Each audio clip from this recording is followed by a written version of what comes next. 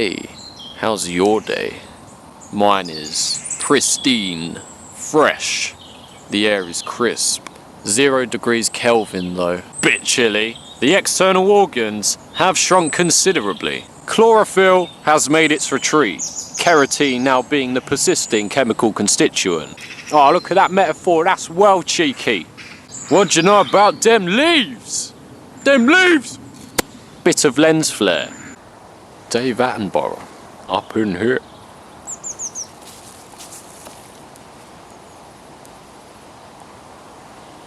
Yeah, not a care in the world for our presents. He's brave.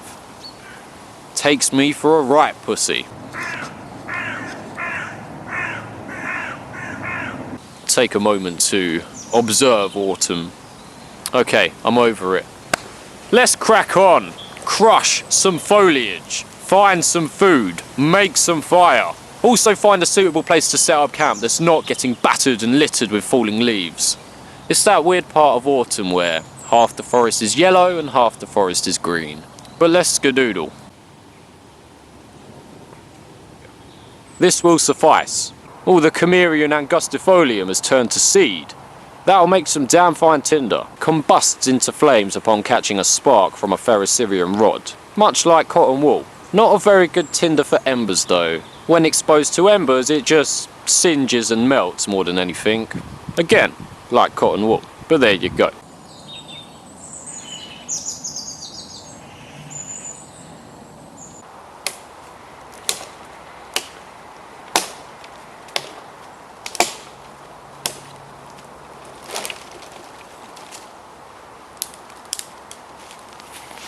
Sexy piece of flint. That'll be my sharp edge for now. Preserve the edge of the gladius I have on my hip.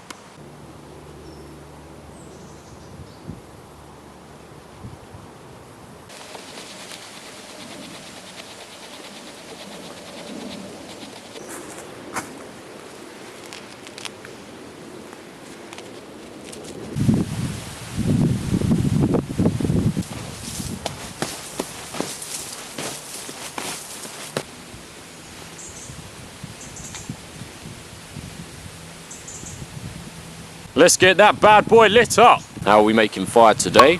Well, decided to bust the Fire-Piston. Had every intention of using a ferrocerium rod, but fuck it, we'll do it live. Char-cloth will be my tinder of choice. So let's get slamming. The Chamerion angustifolium seed isn't gonna make a good embernest, but we'll throw it in anyway. The red cedar bark will be doing most of the work here. Easy.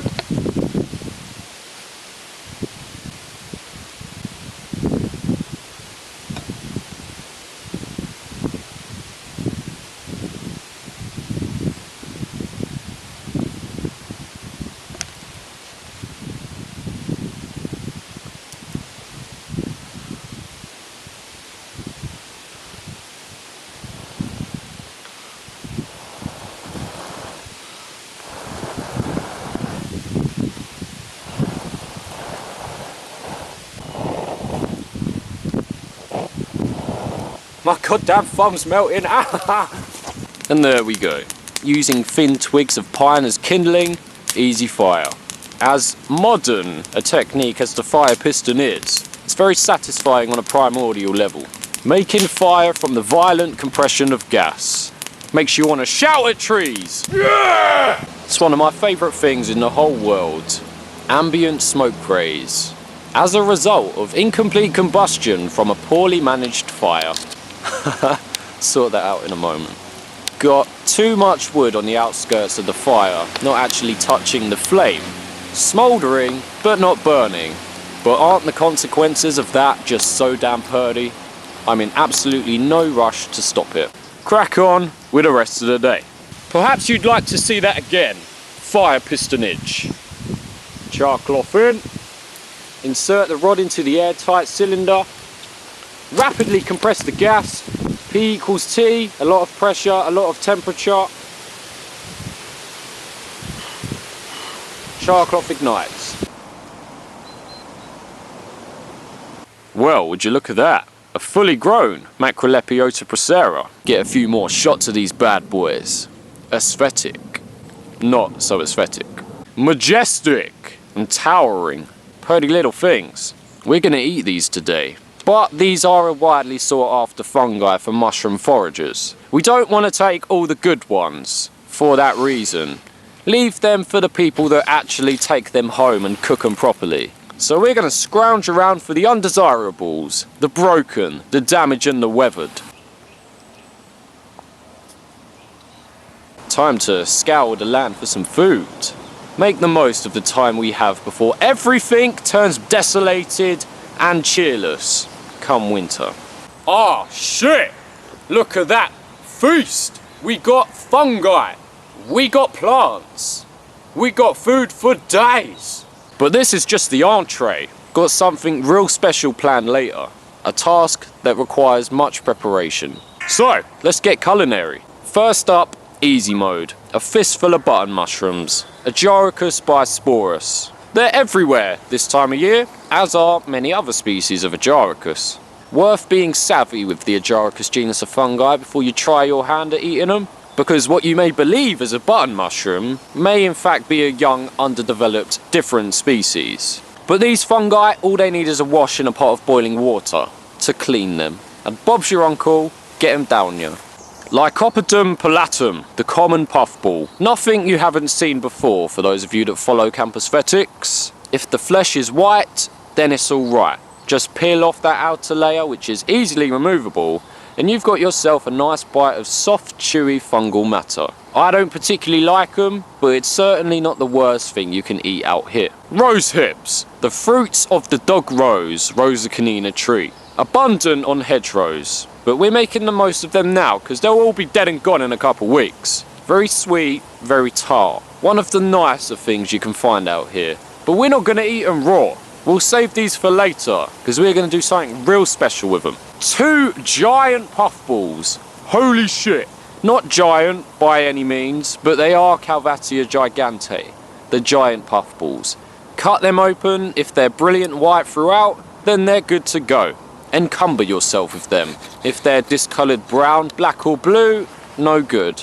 But you can just cut the discoloured parts out if you're feeling particularly savvy. Usually I would turn my nose up at these because I don't like the tofu consistency. But these are frozen puffballs, so I anticipate a change in texture. I imagine it would be that of ice cream. We'll see. That's very optimistic. Look at that. Heart-shaped puffball. Don't come across too many of those. So, dedicate this one to Lily Zhao for being a wonderful human being. Violent Kisses 187 or 167, one of those, cause she be fangirling. Thistles, easy enough to pull them straight out of the ground. The root is the desirable part. Good cellulose and good carbs. You can eat the stems and the leaves too, but you know, remove the spikes. Or don't, you know, eat the spikes if you want. I don't care. So now this yellow fungus of ominous appearance. A topic of debate amongst me and Sean. The argument is, Sean believes this is a yellow staining mushroom, Agaricus avensis. I am arguing that this is the yellow staining mushroom, Agaricus xanthodermus. Edibility is not our concern, it's more so an argument of species identification. With yellow staining mushrooms such as Agaricus avensis, when they bruise yellow they remain yellow. It is a permanent staining. The xanthodermus does not permanently stain yellow. The yellow discolours into a brown quite quickly, in a matter of hours. Time will tell. We'll soon find out in a few hours. More fungi. Scavenge some Macrolepiota procera. The used and abused. The rejects. Not a lot to start off with because we got to get through those puffballs first. They are surprisingly filling. Can always pick up a few more later though. Because they are everywhere! The abundancy is disgusting, but convenient. It's the perfect size parasol or umbrella. For a squirrel, that's quite a lanky bastard. These need to be cooked to destroy the mild mycotoxins, but they taste better cooked anyway, a lot more palatable.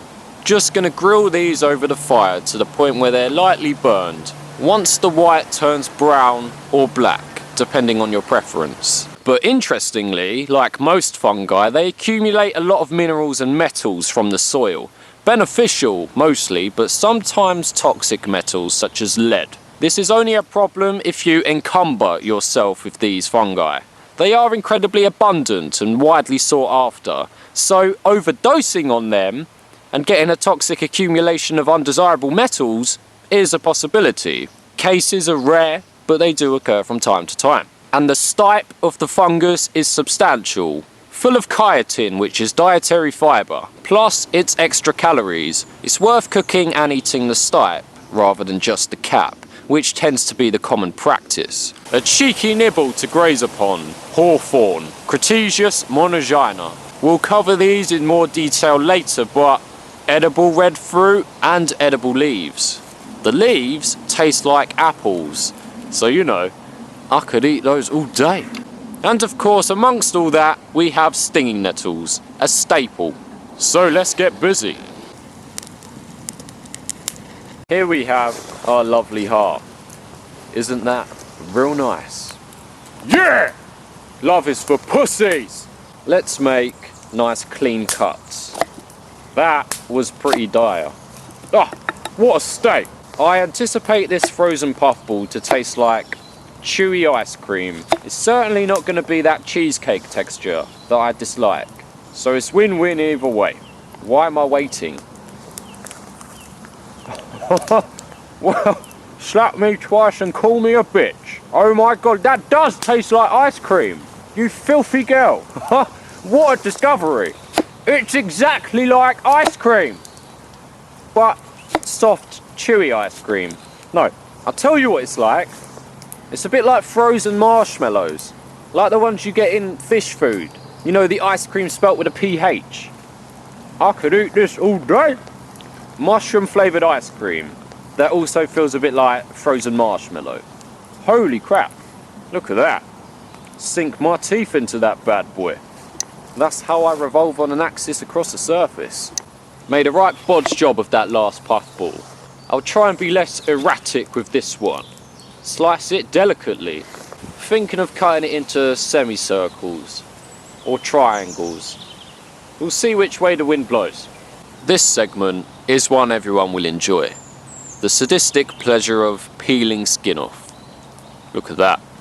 It's like peeling PVA glue off your fingers. Come on, you bastard. Oh, that was a good one.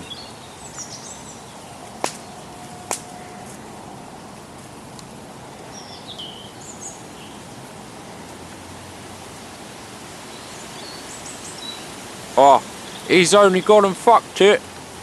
What a shambles. Anyway, GG. But boom! Delicious! Partially frozen. Pristine pure white puffball. It's like Dairy Lee triangles up in here. That's some snacks. They're like mushroom flavoured choc ices. If Ben & Jerry made fungi ice cream, this is exactly what it would taste like. Yeah. Oh, it's stuck. Oh, for God's sake. It's not that difficult, Alfie. Nettles and puffball, I feel, would be a good combination. I reckon, blanch some nettles over the fire, eat it with Calvatia gigantea.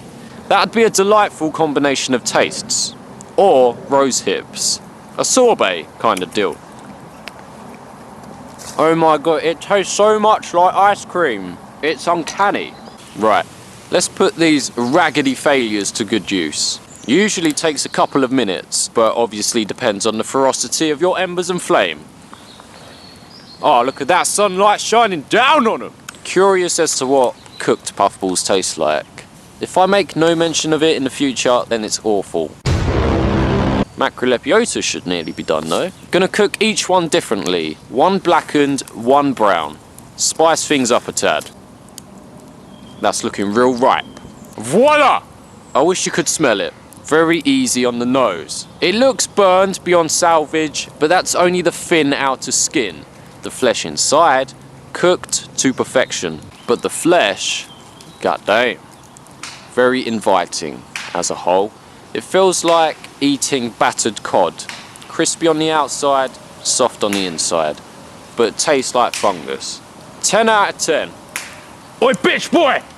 What? Come hit this! And I suppose in comparison you could consider this one medium rare.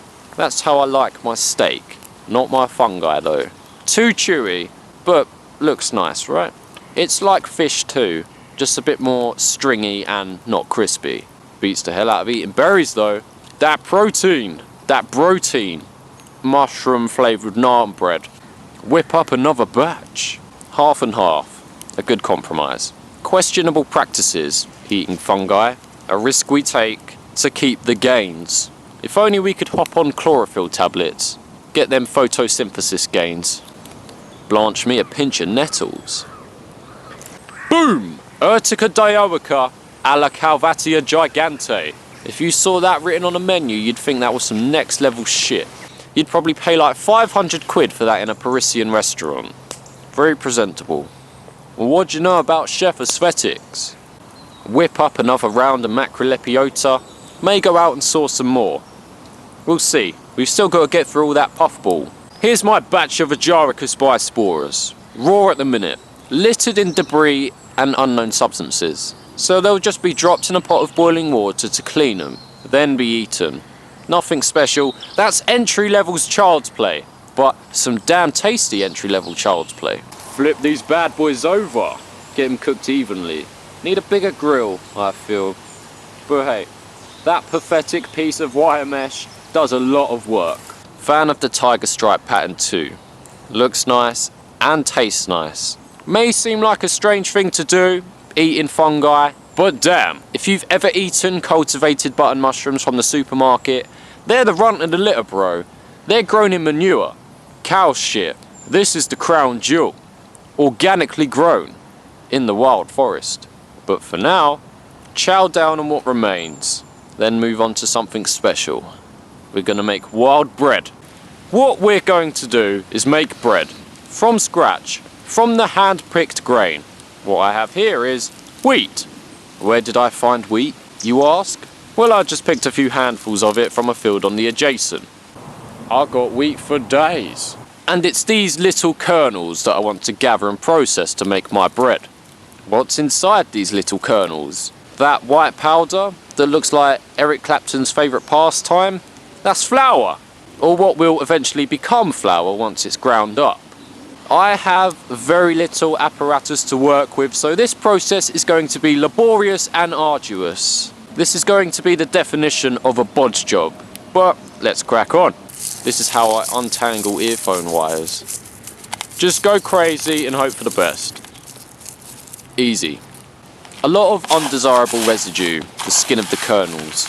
I want to remove these. Seems like a chore. Shaking it back and forth, the heavy elements sink to the bottom. The lighter casings are pushed up. From this point, we can just pick out large quantities. Well played. And here's what remains from a couple handfuls of wheat. Plenty of seeds for the purpose of a bread making demonstration. Not enough for a loaf, but enough for a cheeky nibble. Now the hard part though, grinding it into flour. I'll see you on the flip side, brother. Gonna crush you into oblivion. Now it's gonna be a right chore to crush the seeds with the base of my water bottle, so I'm thinking, if I peel open this shell, remove the wad, then pour the shot into the cup with the seeds, in this case it's bird shot, I'll be able to use all those little ball bearings to give everything something to grind up against. Attack the seeds from all angles, or at least that's the idea. Get that bad boy open. Now I just need to dig out the wad. And there's my grinding beads. Juju. Better bloody work after this, otherwise it's a waste of a shell. But hey, nothing I'd lament being rid of. It's worth a shot. Get it? Yeah, motherfucker. Wonderful. Let's crack on. She's a pretty girl, sitting pretty in the morning sun.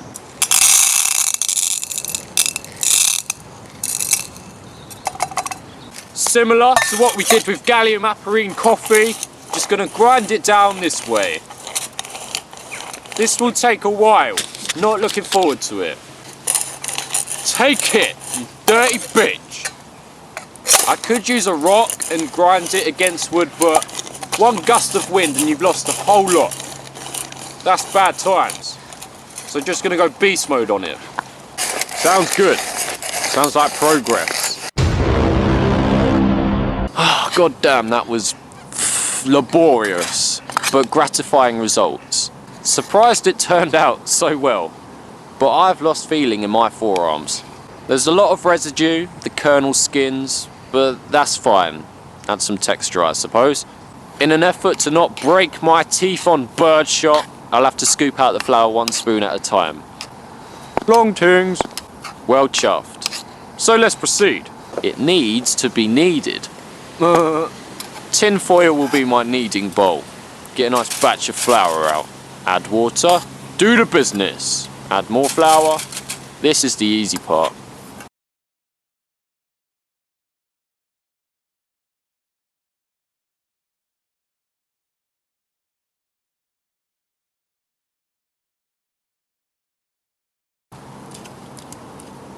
Just threw the remaining lot on. I lacked the patience for this delicate work. The end result is the same.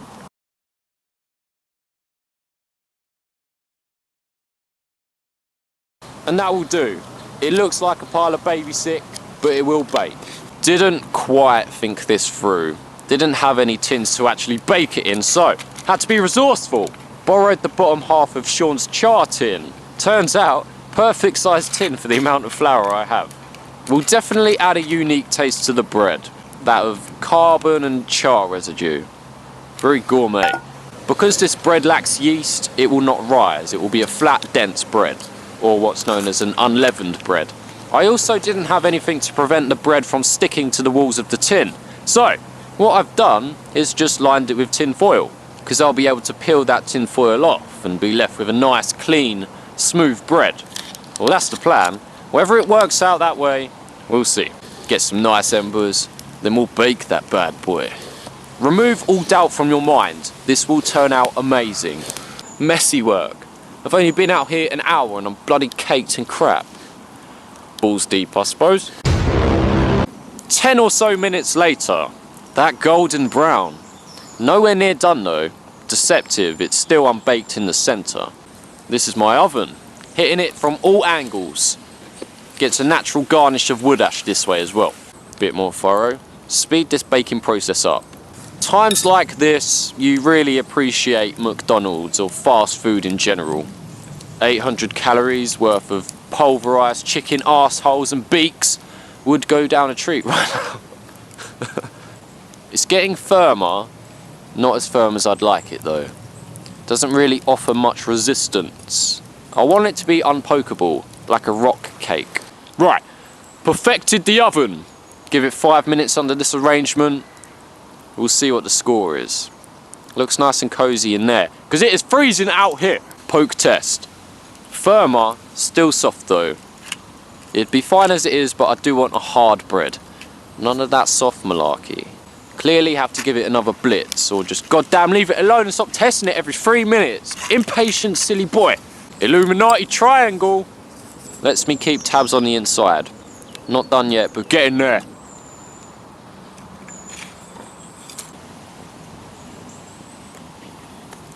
Moment of truth. Exciting.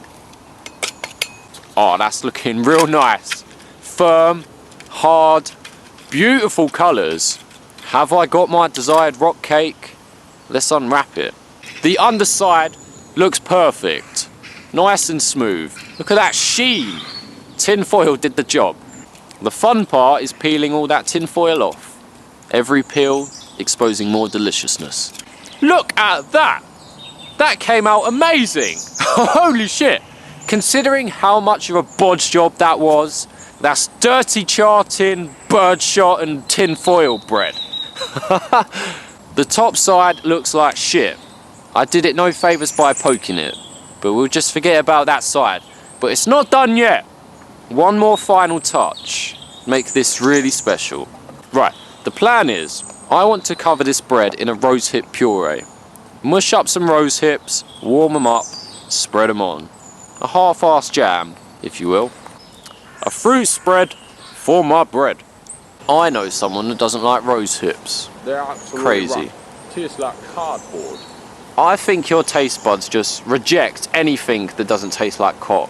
Because these Rosehips are nearing the end of their tether, overripe, the seeds are just ridiculously easy to scrape out. It's usually quite a chore. Today it's an easy life. At the cost of having your fingers coated in rosehip, kinda just want to eat them as is. Must commit to the original plan though. Still in the habit of wiping my dirty fingers on my clothes. Still an absolute child. These Rosehips now need to be mushed. Call me Chef Aesthetics. Going the extra mile for a piece of food that will be consumed in like 45 seconds. Hashtag worth it though. Get in there. Needs to be heated though. Whack this on the fire with a little bit of water so it doesn't all evaporate. Feels like Christmas. Just been overwhelmed with Christmassy feelings. Only 2 months at the time I'm filming this. Yay! Looking forward to being skint in January. Get hyped. The perfect condiment for wild bread. Get ready to salivate. Just tease it around like a painting. A cheeky drizzle. I am being sarcastically ostentatious right now. Time for a taste. That's actually really good. Oh my god. Hashtag worth it. That's some rock cake. 10 out of 10. Would make it again if it wasn't such a chore. Good game, fellas. Questionable method, questionable practices. In the end, it all turned out alright. You've heard it all your life. Don't eat red berries, they're poisonous. A fair shout, but it's not true in this case. This berry is an exception. This is hawthorn, an edible red fruit of the Crataegus genus of trees. Let's have a gander at the tree. True to its name, thorns linger on the branches of the hawthorn tree. Can't tell you the amount of times I've stabbed myself in the fingers while picking hawthorn. It's a damn fine way to get tetanus if you're not vigilant. The leaves are quite unique. Shouldn't say this, but they do resemble oak leaves in ways, you know? They're lobed, broken up into divisions, which is to a feature of red and white oak trees. The actual fruit, in this case the single-seeded hawthorn, Crataegus monogyna, have a large black hole in the base of the fruit, like a big exit wound, or a dilated cervix. Now this fruit is like 60% seed. The single seed is huge, so you can't just chow down on them, you gotta process them.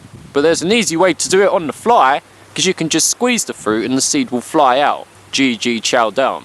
A cheeky thing to nibble upon. Abundant, tasty, all around pretty pleasant. And often found within close proximity is the ugly duckling of the Roseaceae family, blackthorn or Prunus spinosa. Features: the leaves differ greatly from its relative hawthorn. They're unlobed and serrated around the margin. A very plain Jane looking old leaf. The most obvious feature of the blackthorn is the big blue balls. They look a lot like blueberries, but these are 3 times the size of blueberries. Perhaps small plums is the best description, because that's basically what they are. Are they edible? They're a strange one. They're not toxic, but they are bitter as hell. Proper cringe face if you try and eat one. And they never seem to ripe. They remain bitter as hell throughout most of the year. These do, however, become edible after frost strikes them. The frost ripens them. That's their cue. Chow down after that point, they're fine. But despite being unpalatable for the majority of the year, that bitterness and dryness, known as astringency, is useful medicinally. Similar to tannic acid from oak bark, acorns and blackberry leaves, the astringent properties are useful in constricting tissue and blood vessels around wounds that just won't close. Tightens up the area. Consuming them, as much as a chore as it is, tightens up and constricts mucous membranes and irritated linings within the body. For example, the inflamed, irritated linings of the intestines, which is a symptom of dysentery and cholera and various other gastrointestinal upsets. So it's a good medicinal for treating those kinds of ailments.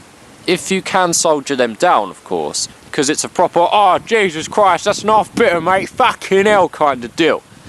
It's a bitter pill to swallow, as they say. Gosh, it's only midday. Feels like I've been out here a lot longer. But hey, do you want to know something cool? Clouds are separated into genus and species just as plants and fungi are. Amazing, right? Pretty much every single thing you look at out here has a bunch of Latin associated with it. More stuff to remember. For example, this is known as a cumulus cloud, often seen as a fair weather cloud, right? Usually indicative of a stable pressure system. So there'll be no harsh weather from this point today. If my understanding is adequate, it's probably not. When I look at that cloud, I see a very shocked turtle. That bulge is its shell, and that long trail is its head and neck sticking out, like a cartoon scared turtle. It's like, what? I see an arrowhead sticking out the other end of a wall, you know, like it's just been fired into some plasterboard and penetrated out the other side. Someone's gone wild and slung a broadhead through a barn door. The giant, massive, intimidating black clouds that extend way up into the sky that look like a hydrogen bomb's been detonated are known as cumulonimbus clouds. But you don't need to know any Latin or science to know that's the cloud that is the harbinger of pestilence and death, or just severe thunderstorms.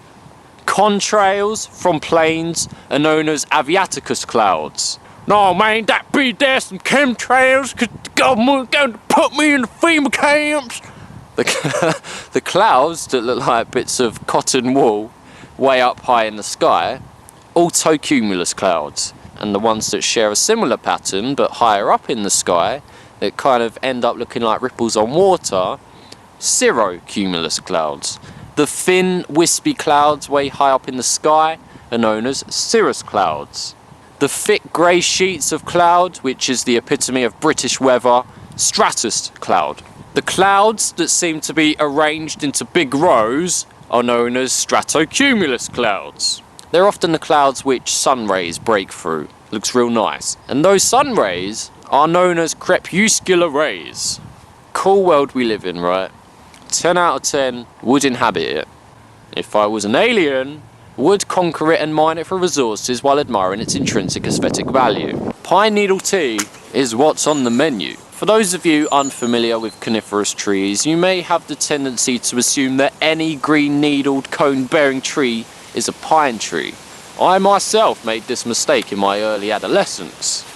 But conifers can be quite easily distinguished apart through recognition of subtle differences. Describe a couple UK species. This is a Scots pine, a two-needled pine tree. Pine trees in general have multiple needles growing out in clusters on the branch. Clusters of either 2, 3 or 5, depending on the species. Other types of conifers have solitary needles growing from the branch. So if you come across an evergreen with clustered needles, you know you're dealing with a pine. Another conifer tree is the Douglas fir. But for this, we don't have to analyse the needles, we can look at the cone. The cone of the Douglas fir have little protruding tails, tri-pointed bract scales on the outside of the cone. They're commonly referred to as mouse tails, but snake's tongue is accurate too. They do look like forked tongues. That's how you know right off the bat that the tree you're dealing with is a Douglas fir. What about Norwegian spruces?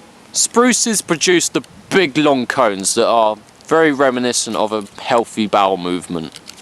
That rectal excrement. Keeping it PG-13. But anyway, there's a quick glance at a few. Being conifer savvy is quite tedious, but let's make some tea. Stoke that fire back up. Reduce it to embers. Cook upon those embers. Oh yeah. Damn.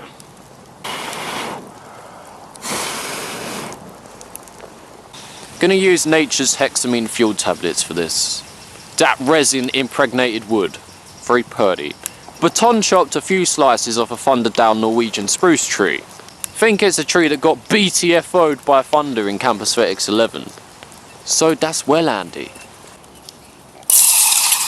Already piping hot. Easy life. Gonna need to boil this water as it is fresh from the river. Pathogens will have to find another way in. My defences are impregnable. Got the sense that it's done. If I can get the lid off. Yay! Now to process them pine needles. Kill the fire a bit, let it cool down a tad. Gonna bruise these needles, grind them and mush them up a bit, so more chemicals can leach into the water. You can cut them up, dice them up with a knife like chives, but that's a fool's errand. A more thorough way of doing things though.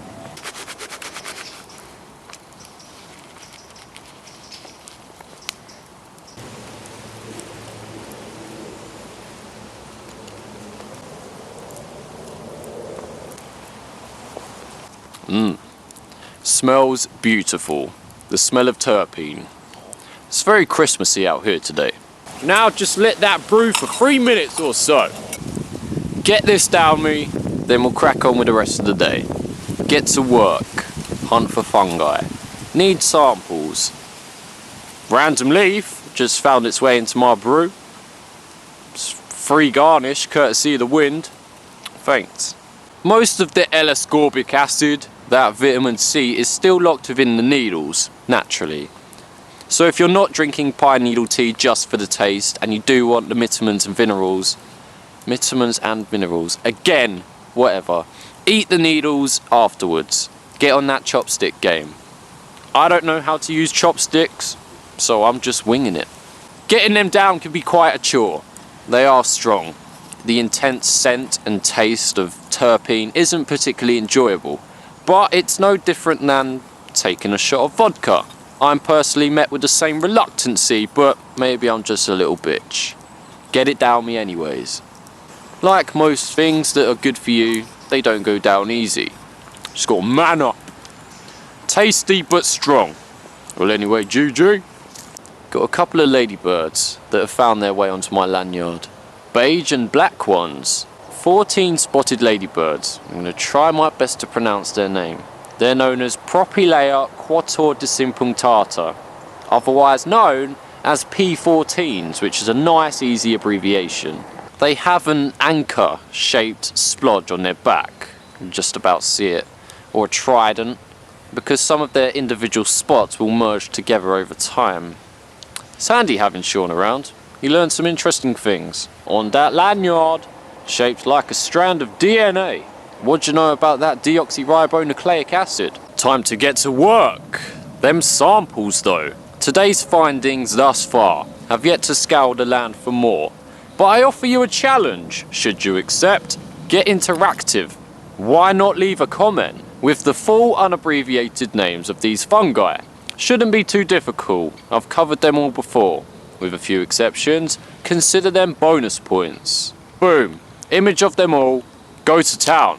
And the yet to be identified. I can tell you what this is though. This is the fetid, decaying mass of Scleroderma citrinum gleba. Let me tell you, the smell. Oh my days. Straight up, it smells like a used sanitary towel. It's just that metallic, pungent, spicy, pure gag reflex type of smell.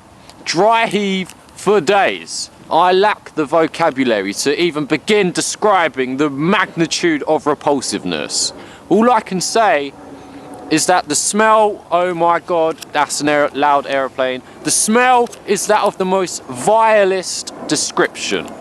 And the thought of having to open this again makes me want to put a bullet in my skull. That's quite a nice specimen of Auricularia-auricula judae, the Jew ear. Not the typical amethyst coloured rugged ass specimens. Early in the bud, pretty aesthetic. Edible, throw them in the stew pot. Piptoporus betulinus. It's been a while since that's been featured. Arguably one of the most useful fungi in terms of its medicinal value. Think I've spoken about that before though. But growing on a member of the Betulaceae family of trees, which is the family of birch trees. So, Betulinus, Betulaceae, you dig it? Cool. Betulinus just means belonging to birch trees. This one looks like an octopus, trawling the sea floor, devouring crustaceans, or whatever octopi eat. Marine biologists, hit me up. Save me from this ignorance. Quite an irregular one. What does that look like? Looks like a turtle that's been dismembered. No arms or legs. Turning its neck. looking back on me, saying, "You fucking what?" Alright, touch you. So here's that yellow stained Agaricus that was the topic of debate earlier. Its yellow staining has faded into a dull brown. That's a Xanthodermus. That spore print though, as pretty as that is, as far as spore prints go, that's a pretty bad spore print. There's 3 different shades of brown. I was anticipating one solid colour. Either way, one could consider it artwork. Frame it and gift it to a mycologist. Let them put it on their desk, and they'll love you forever. Pro tip, ladies, give a man a death cap spore print this Christmas. Oh damn. It's a strange fungi, this one. This is an ink cap, known as the Shaggy Mane. Genus Coprinus. Can say it either Coprinus or Coprinus, it doesn't matter either way. Coprinus comatus, the Shaggy Mane. Sounds really badass. It's certainly majestic, but ink cap? Why is it called an ink cap? I don't see any ink. Allow me to show you what they turn into. Boom! That's more like it.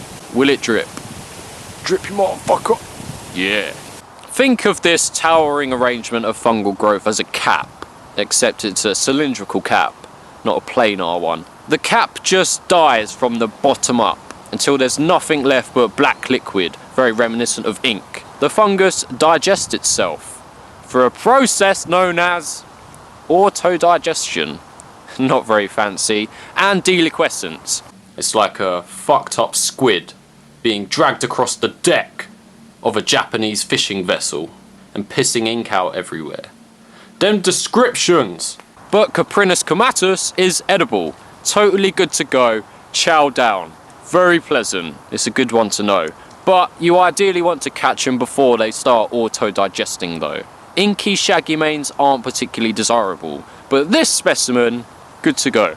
However, one thing that you must not do, well, you can do whatever the fuck you want, I'll rephrase. It's recommended that you steer well clear of these if you have consumed any alcohol within the past 32 hours or have plans to drink alcohol in the next 32 hours.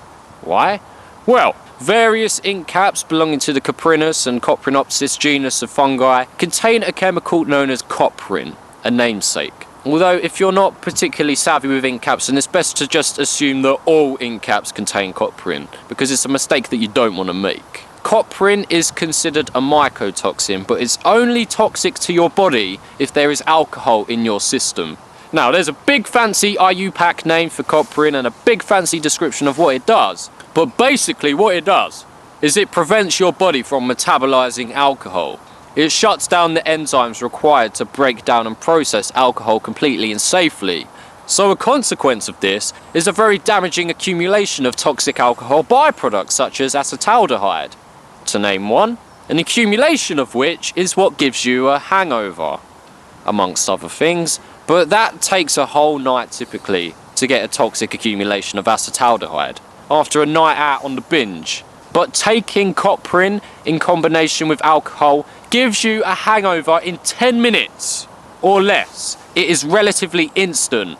Soon as alcohol enters your system, if there's coprin lounging about and blocking all the enzymes required to break down alcohol, then it's just straight toxic alcohol byproducts that can't be processed and metabolized safely. We're talking instant headache, nausea, discomfort, vomiting, flushed face, achy limbs, all the undesirable, unbearable effects of a hangover hit you like a train. And the severity of these effects obviously depends on the amount of alcohol you consume with coprin.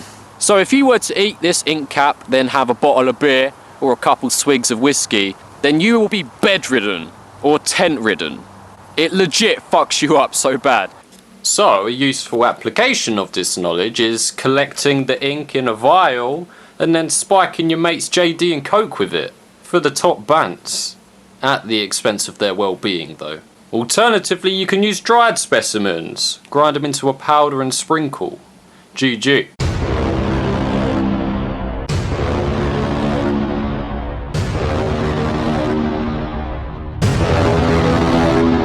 The sun is setting. It's getting cold. Darkness will soon envelop. But I want that sunset. I will get that sunset.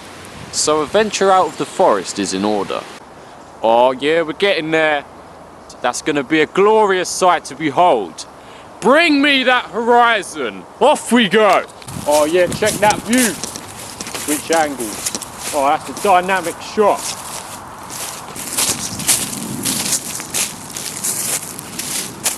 Macrolepiota procera. They are everywhere. Assassin's Creed. Hey, sexy clouds. Hey, sexy.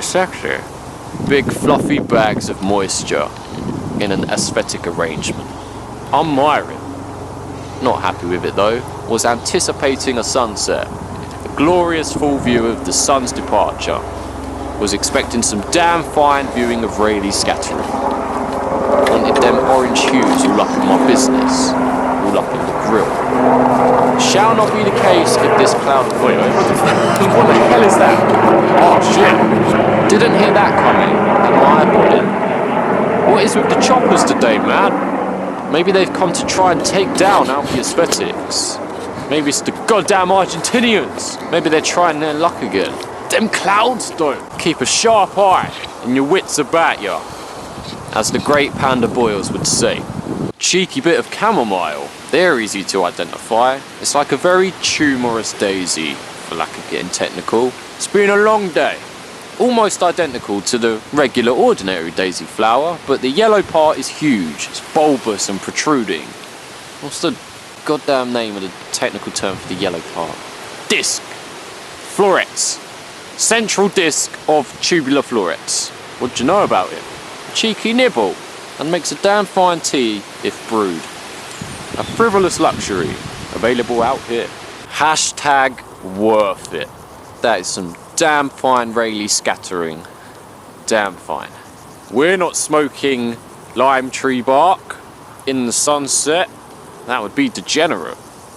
Hey, you want to hear my favourite mycology joke? Go on, man. You know what they say about mycologists? They tend to be pretty fun guys. Whoa. Yeah. Best joke. Hey, look. I have an entomology joke too. You know what they say about entomologists? They're all a bunch of fucking pricks. On this one. Tried to make a heart-shaped knot. Just can't get it right. It's not perfect and I don't know what I'm doing wrong. Absolute nightmare. But you can see that's kind of a heart, right? Getting so goddamn vexed because it's not coming out right. Heads are gonna roll. On the subject of sharing the love though, shout out to Alan O'Saggy Tits. What a name. And Montague for them protest bands. From one celestial body to the next. A full moon. The lichens and werewolves will be out in full force. And the paedophiles. Always got to watch out for the paedophiles. They lurk amongst the twisted burls of bark. You must keep a weather eye. Why don't vampires melt in moonlight? Because all moonlight is reflected sunlight. Someone lend a machete to this cognitive thicket. Boom! Too spooky for me. It's like the iris of Mother Nature saying, hey kid, that was some damn fine bread earlier. 10 out of 10 would dine with. Sean's asleep. I'm all alone. Cold, exhausted, bored, dampened senses, courtesy of Lion Bark, pensively reflecting upon the day. Sharing my internal monologue. It's probably going to be the last CampAesthetics for a long time, because winter is coming and winter camping is always pretty cheerless. Everything's dead and torn asunder. There's nothing interesting to film or talk about. Monotone and drab. Not a fan. Unless it snows, then I'll be all over that shit like June bugs on porch lights. Jeez, it's cold. My nipples could cut glass. The day ends as it began, with me moaning about the cold. So, good night, ladies and gentlemen. Keep chasing those horizons. Peace! an olive, yellowy coloured cap, that's the goddamn death cap, is that it bruises a bright, intense blue. These fungi are legitimate gourmet mushrooms, sold in fancy restaurants. Pretty grim things. Not edible ink caps though. These ink caps are poisonous. The Ganodermas share similar physical characteristics to Fomphomentarius. Easy. If you bathe it in sparks with a Ferrocerium rod. Bitches love a man that knows his fungi. Eating this one cap would kill me. Half of this would kill me. The annulus is a remnant of the partial veil. It is designated to a specific group based on anatomical features. Those two are remnants of the universal veil. It's like the anus of Mother Nature. She's like, about to shit all over you, boy. And now for my vanishing act.